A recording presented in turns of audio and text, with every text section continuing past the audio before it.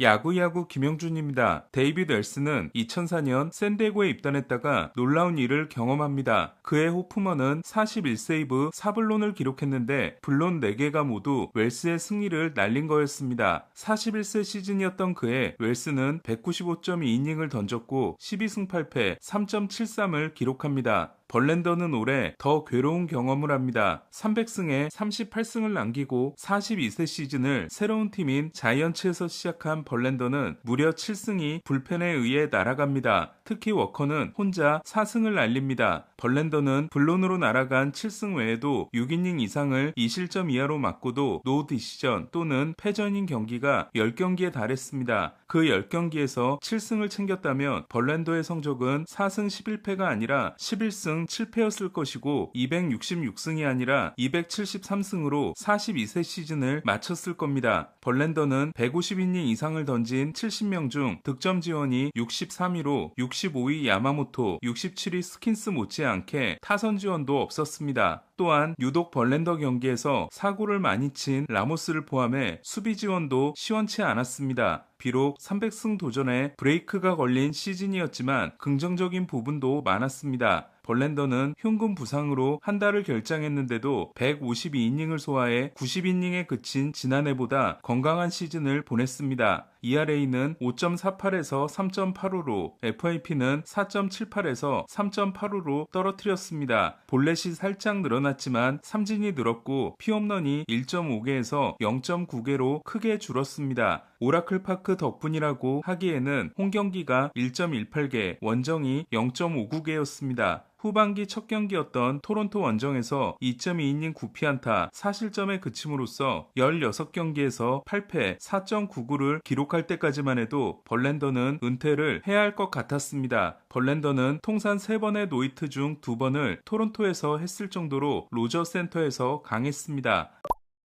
하지만 벌랜더는 그 경기를 마지막으로 분위기를 타기 시작했고 마지막 13경기에서 4승 3패 2.60을 기록합니다. 노 디시전 6경기 성적은 5이닝 1실점, 5이닝 무자책, 7이닝 무실점, 6이닝 무실점, 7이닝 1실점, 7이닝 무실점이었습니다. 같은 기간 기록한 FIP 3.36은 전체 13위이자 NL 6위였습니다. 얼마 전 벌랜더가 좋아진 비결에 대한 MLB.com의 분석 기사가 있었습니다. 벌랜더는 투수판을 밟는 위치를 3루로 옮긴 다음 스위퍼를 던지기 시작했습니다. 벌랜더는 종으로 떨어지는 슬라이더와 더 크게 떨어지는 커브로 유명했는데 횡으로 휘는 슬라이더를 추가하면서 더 큰 각을 만들기 위해 투수판의 위치를 바꿨던 겁니다. 벌랜더는 주로 이 공을 우타자의 바깥쪽을 공략하는 데 사용했습니다. 그 결과 2할 8푼 5리였던 우타자 피안타율은 2할 3푼으로 낮아집니다. MLB.com에 따르면 벌랜더가 던지는 스위퍼는 가장 높은 타점에서 나오는 스위퍼로 스위퍼의 피안타율은 5푼 3리, 기대 피안타율도 1할 3푼 6리였습니다. 또한 벌랜더는 팔의 각도를 계속해서 높였습니다. 벌랜더는 7.15피트의 릴리스 높이가 트레이 에세비지, 펠릭스 바티스타, 페어뱅크스 등을 제치고 메이저리그 1위였습니다. 벌랜더는 팔의 각도가 갈수록 높아지고 있는데 처음 측정된 2008년은 6.64피트로 17년 동안 15cm의 증가가 있었습니다. 하지만 이는 고육지책으로 보입니다. 벌랜더는 93.9마일 포심이 2023년과 차이가 거의 없었고 회전수도 그대로였습니다. 하지만 포심의 구종 가치는 크게 낮아졌습니다. 벌랜더는 토미존 복귀 시즌이자 39세 시즌이었던 2022년에 통산 3번째 사이영을 차지합니다. 그의 포심의 구종 가치는 메이저리그 1위였습니다. 3년 전과 비교하면 구속이 1마일 정도 줄었을 뿐 공의 변화량에 큰 차이가 없는데도 돌직구를 던지던 시절과는 다른 투수가 된 겁니다. 벌랜더는 이에 대해 타자들이 내 공을 조금 더 일찍 파악하고 있는 것으로 보인다. 아무래도 디셉션 문제인 것 같다. 타자를 속일 수 있는 방법을 찾아야 한다고 한 바 있습니다. 그리고 나서 실행한 2가지가 스위퍼 장착과 더 높은 팔의 각도였습니다. 하지만 릴리스 포인트를 높이는 건 본인이 했던 말과 상충됩니다. 벌렌더는 지난해 부상에 대해 팔의 각도가 너무 높아져서 몸이 자연스럽게 움직이지 못했고 부상을 불러왔다고 한 바 있습니다. 하지만 벌렌더의 팔 각도는 지난해보다도 높아졌습니다. 결국 벌렌더는 팔 각도를 높이는 것으로 포심의 경쟁력을 지탱하고 있는데 팔의 각도를 높이면 높일수록 부상 위험성도 높아지고 있는 겁니다. 또한 FIP가 좋았던 것에 비해 타구의 질을 반영한 기대 ERA가 지난해보다 나빴던 점도 내년에 대한 걱정을 불러옵니다. 자이언츠와 맺은 계약이 1년 1,500만 달러였던 벌렌더는 온갖 불운 속에 4승 11패에 그쳤지만 승리 기여도 2.2를 기록하고 몸값을 충분히 했습니다. 벌렌더는 불운과 별개로 자이언츠 생활이 상당히 즐거웠다며 자이언츠에서 계속 뛰는 것도 나쁘지 않다고 합니다. 포지 사장 또한 9월 인터뷰에서 벌렌더는 경기장에 나가 자신의 역할을 했을 뿐 아니라 젊은 선수들을 크게 도왔고 너무나 훌륭한 동료이기 때문에 재결합 가능성을 열어두고 있다고 합니다. 하지만 1년 전 스넬부터 잡겠다고 해놓고 연락조차 하지 않았던 포지는 지금도 조용한 상황입니다. 물론 물밑에서는 어떤 일이 일어나고 있는지 모르기 때문에 벌렌더와 자이언츠의 재결합 여부는 더 지켜봐야 할 전망입니다. 벌렌더는 9월 인터뷰에서 내년에도 돌아올 것이며 300승을 달성하지 못할 수도, 목표인 45세까지 뛰지 못할 수도 있지만 지금 당장은 내가 사랑하는 야구를 떠날 생각이 없다고 한 바 있습니다. 내년 2월 20일이면 만 43세가 되는 벌렌더는 과연 언제 은퇴하게 될까요?